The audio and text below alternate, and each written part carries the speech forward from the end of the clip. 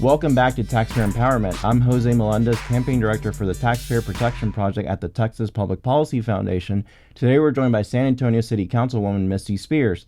Councilwoman Spears has been outspoken on issues ranging from city budgeting, transparency, to public safety and infrastructure, and making sure that taxpayers actually have a voice in how their dollars are spent. Councilwoman, thanks for joining us. Thank you so much for having me. It's a pleasure to be back. Absolutely. Thanks for coming back. And let's kick off with something that you've been doing recently. You've gone on several trips. Mm-hmm. So a lot of this has to do with economic development for the city of San Antonio. And in addition to that, you've worked on several initiatives and programs. But let's start with some of these trips. You went to Taiwan recently. Yeah. Tell us about what were the goals for this trip and how does this benefit taxpayers in San Antonio? Well, San Antonio is on the cusp of so much opportunity. And Taiwan, I was assigned, our sister city is Kaohsiung, Taiwan, and I was assigned to that sister city. So they invited us out to see them. They had come to San Antonio in 2025, and we hosted them. And then they asked us to come out to see them in Taiwan. And they're a leader in the cybersecurity industry. They're also a leader in semiconductors and many areas that are important to San Antonio: quantum technology, artificial intelligence, and space manufacturing. And so those are areas where San Antonio is focused on bringing more of those industries back to San Antonio, and partnering with Taiwan in that is key, and if you want to do well. And so we met with hundreds of companies, and our schedule was nonstop, meeting with the players in Taiwan and their governmental leaders, and it was very fruitful. We feel confident that we're going to be making huge strides for San Antonio in all of those areas. So it was definitely a big economic development trip. Really helped us hone in. We also did, the mayor executed an MOU with another sister city, which is Kumamoto, Japan, and Kaohsiung, Taiwan, and San Antonio, with intentionality toward more innovation and really a symbiotic relationship in these areas, and trying to share businesses and opportunity moving forward. So Texas is known as being the economic engine of America, right? So huge economic growth, businesses come here left and right. Yeah. When you think about the competition among states or even countries, how does San Antonio remain, competitive in this landscape? Well, so our governor has also focused a lot on Taiwan. Taiwan has had a requirement to spend $2.8 billion in America, and we want a big piece of that money. So our Governor Abbott has very keenly focused on that and how he can bring that to Texas. San Antonio is designated as the cybersecurity hub for the state. And we also are Military City USA. We were recently awarded a micronuclear reactor project at JBSA, and we also lead in the biomed space. And so these things all work together and make us the most attractive market, in my opinion, for these industries, because we're already doing it really well in America. And being able to collaborate internationally with leaders in these spaces is what makes Texas unique, especially as we're a business-friendly state. And our governor really understands the importance of how we move forward in economic development and these industries in particular. Absolutely. So let's talk about one of the initiatives you're proposing here. There's an AI certification program you've proposed. So when we think about AI, it's rapidly evolving, it's advancing. It makes a lot of people excited, but it also makes a lot of people nervous. What that means for jobs and the economy. What problem are we trying to solve with this program? I'm so glad you asked this. This is something that was born out of need. This is coming, irrespective of whether you're afraid of it or you're excited about it. If you're afraid of it, then it's still coming. You might as well lean into it and get ahead of it and get your arms around it and try to lead in that space. And one of the major things that we learned in all of this economic development, because I also sit on our Economic and Workforce Development Committee in San Antonio, is that workforce and having a skilled workforce is key. So this program looks at both the creator side of AI and the end user side. And you have to skill up your workers in all industries. In reality, it's all industries, being able to use this tool and then also being able to design this tool. So this curriculum that we're developing in San Antonio does both. And that's what's very exciting, is it's the connector. And then as we pursue economic development opportunities, we're able to say, our workforce is ready for you. What do you need? We're there. We're ready. So it kills two birds with one stone in my mind. You're upskilling your workforce. They have better paying jobs. They're competitive in this rapidly changing market with AI. And then you've also able to attract more jobs, good jobs, and stay competitive in that space as well, and lead in AI instead of being reactive. Excellent. This is a true and real and tangible way that citizens stand to benefit from this program. Let's talk about another program you're working on. So this is dealing with veterans and doing small business. So talk to us a little bit about this program and how this stands to benefit those entrepreneurs in the veteran community in San Antonio. I'm very excited about this program because one of the things that's unique for San Antonio is we are Military City USA. So we have a disproportionate number of veterans and their families in San Antonio, and we love that and we embrace that. But we also recognize that they often need to find a second career opportunity or need more opportunities, considering if they've traveled or moved a lot throughout their careers. And so we're interested in keeping them in San Antonio. Veterans and their families have a work ethic that is bar none the top of the line, and we love that about veterans and their families. And so another piece of that would be pipeline industries that are attractive to these key core industries that we're looking at. So we want entrepreneurs and small businesses to be created in San Antonio, especially for veterans and their families. It's important I keep saying their families because they need this as well, to create pipeline industries or any industry really that they're interested in as an entrepreneur, because I think it's the least we can do for those who have sacrificed so much for us. And it only helps our economy. 75% of our economy in San Antonio is on the backs of small business. So to support veterans in this space is an easy thing to do and benefits everyone. Yeah. Thank you for your leadership on that program. Thank you. Let's switch gears for a little bit, talk about some of the fiscal issues affecting San Antonio.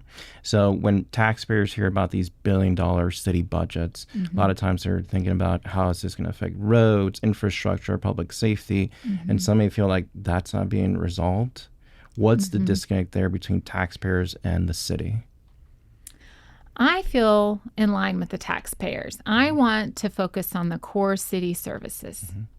Not everyone on council is in agreement. They would like to venture into other areas that likely belong in the private sector or nonprofit sector and don't necessarily or at all need subsidies from taxpayer dollars. I think we have a responsibility to focus on those core services from the city, which is public safety, obviously, and infrastructure. People need to be able to get around. And that's what they expect their tax dollars to be going toward. And then opportunity is another key important piece of that. They need to be able to have a good paying job to live there. They need good drainage. They need park spaces for a lifestyle.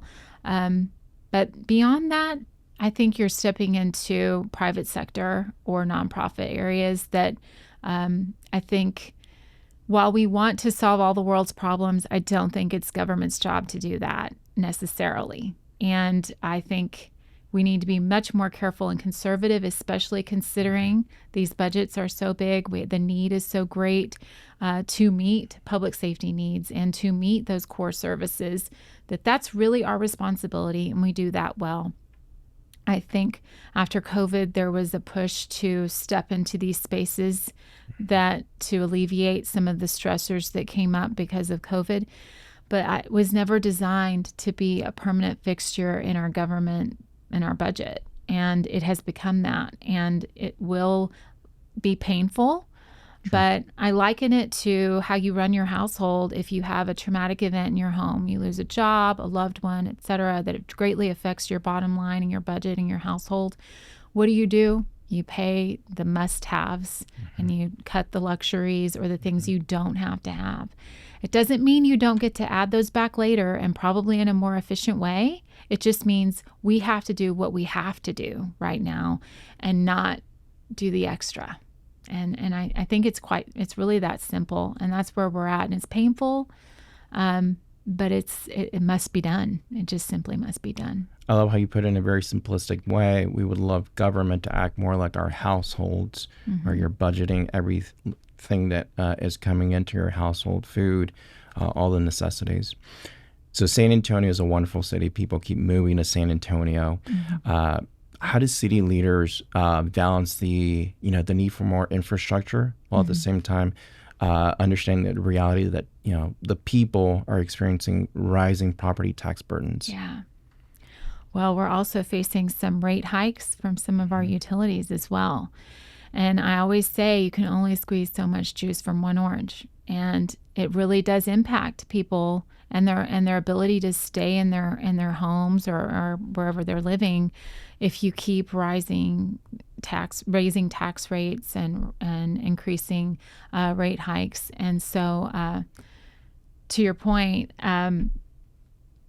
this is why it's important that we be transparent and open with our taxpayers, listen to them, and when they tell us something, do it, because they know what they're experiencing.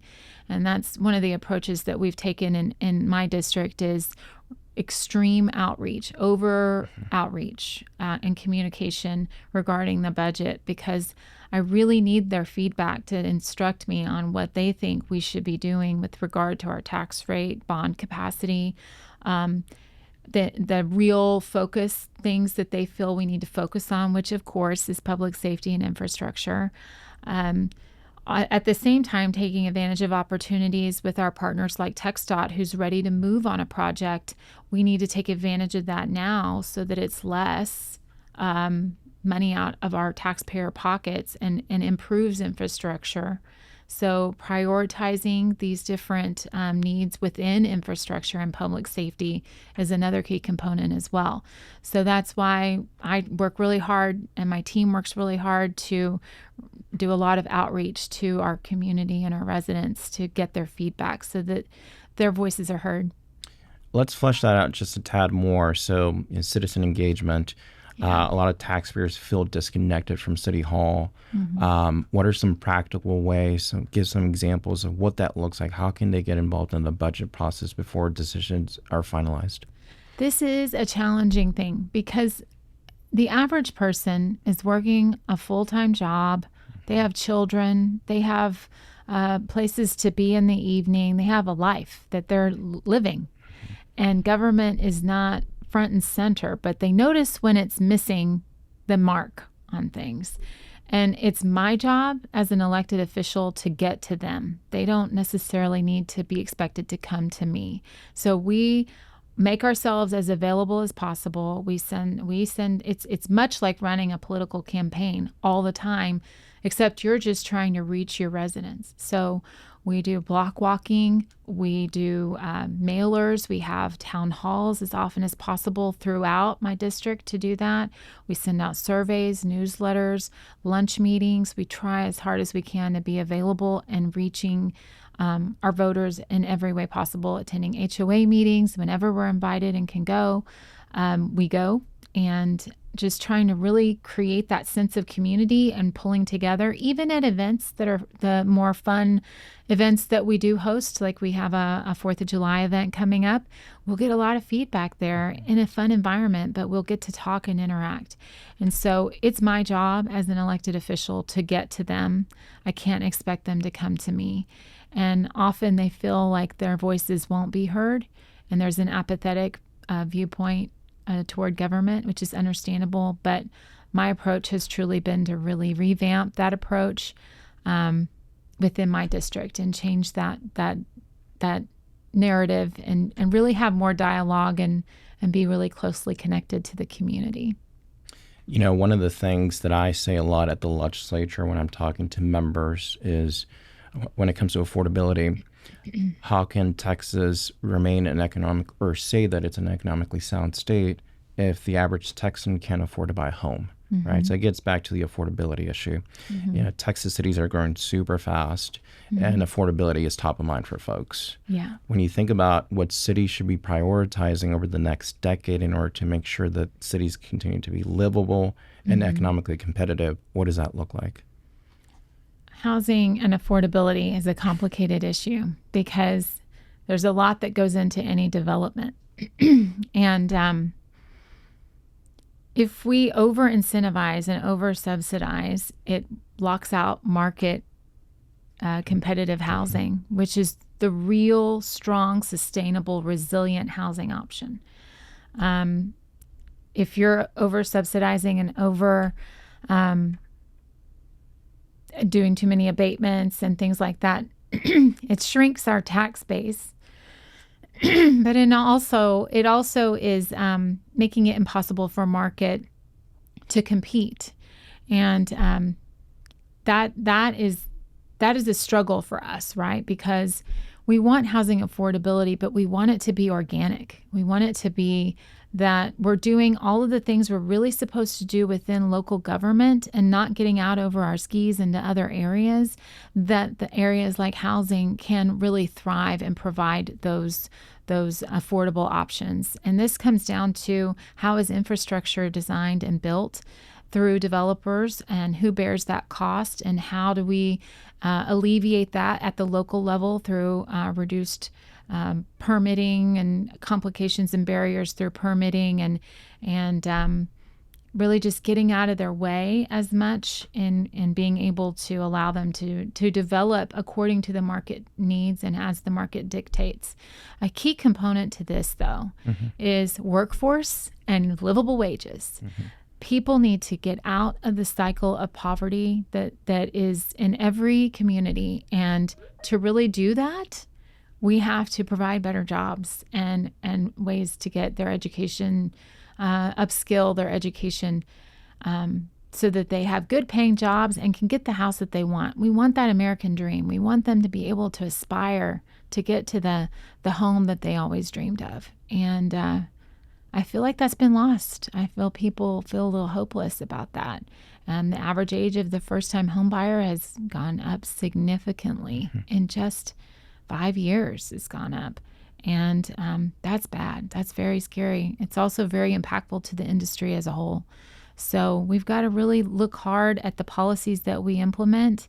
And it's complicated. You bring in things like infrastructure and utilities and drainage, impacts on drainage, and that starts to inflate the cost of the homes that are being built, and then it prices people out. But then again, raising taxes too much also prices people out of the homes that they want to live in. So no easy answers here.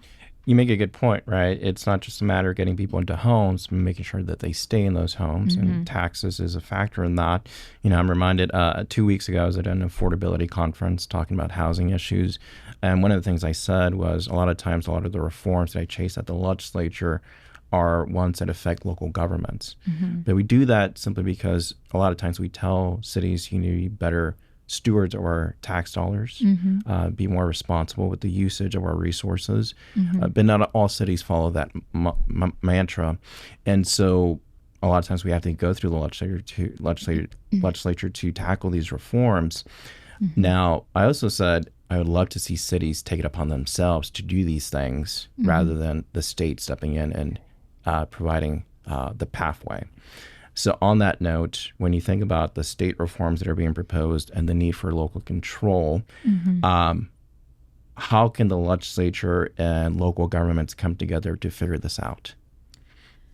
Well, I think everything goes back to relationships. And I pride myself on having a good relationship with our state legislators, especially within my district that affect my district, but across the state. And I think that's important no matter where you stand politically, so that you can have conversations about things that are coming up in the next legislature, talk about unintended consequences, or talk about problems that you need help overcoming. I work really well with Senator Campbell and with Representative DeRazio and Representative LaHood on many issues regarding my district because of where we are. And then also at the federal level, our congressman at the federal level, which is now shifting around a bit, but I've already started establishing relationships there for the future electeds in those spaces, because they need to hear from me what is happening on the ground level. They hear from a large swath of constituents from across a larger area, but a small rural town, their challenges are going to be very different from a metropolitan area and also a booming MSA area, right? Mm-hmm. So I think good communication is key there. I wish I could say that local government would be more responsible on a regular basis. I know that's certainly something I'm interested in and want to do, and that's the desire that I have as an elected official, and especially for my district, having grown up in this district. I really understand it, care about it. I'm homegrown, and it's very personal for me. But not everyone else feels that way. And so sometimes we need the guardrails that come from the state. We need some help in understanding that the cities have a wide, a big ability as home rule cities. We can do a lot of different things and not really foresee those consequences. And are we looking at other peer cities, both in Texas and in other states, at what's worked well? This didn't work well. Let's not do this. I think we need to ensure that we're looking at that. And to the extent we can limit bureaucracy in this space, that's a hugely important thing too, because electeds are brought in because their community has faith that they're going to move forward with the desires that they have for their community. And bureaucracy keeps everything churning, and that's an important piece too. But sometimes there's hesitancy and resistance to change and implementing new ideas. So there's that challenge as well. So we're coming up towards the end of our conversation. Think for a moment, if you could implement one major reform tomorrow that addresses accountability and efficiency in our local governments, what would that be? Well, my accounting background screams more audits. Okay. Let's open the books, show the people, let's talk about it.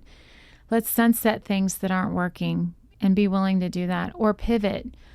We have some programs in San Antonio that we know aren't working, but we think were well-intentioned, but we know we didn't design it perfectly. It is a pretty new program, but we can fix it, and being willing to pivot and make those changes and not just be so hard-pressed to just keep the same thing. But really, transparency is about showing the budgets, doing the audits regularly, because money gets spent in places it quite frankly shouldn't be spent. And I think when the public sees that, they agree. So I think it's incumbent upon us to show them, explain it, and talk about it to the extent they will listen, right? They're very busy. Everyone's very busy in this fast-paced world, and a lot on social media, and how we reach them is the challenge. And we really, I think, more audits, more transparency, sunset things that aren't working, and I just think more no closed door decision making. I think we really need to be open about where we're coming from in our thought processes.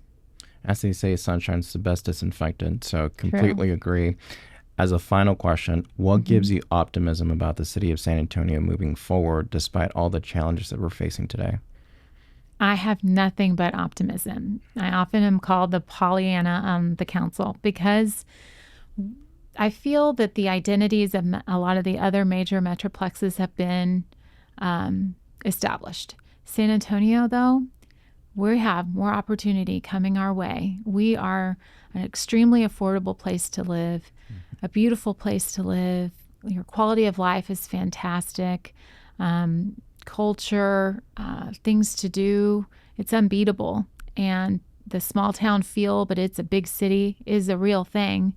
And we're still able to maintain that feel.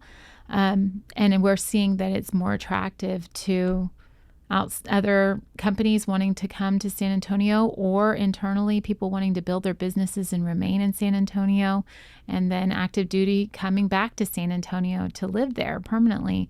And so I just see opportunity. I really do. But opportunity knocks, and you have to be able to jump and take it. And so that's where I'm at. That's definitely where I'm at. So fantastic. Well, Councilwoman, thank you for your time, and thank you for your continued leadership. Thank you. Thank you for having me, Jose. Until next time, I'm Jose Melendez reminding you it's your money, your government, and your voice.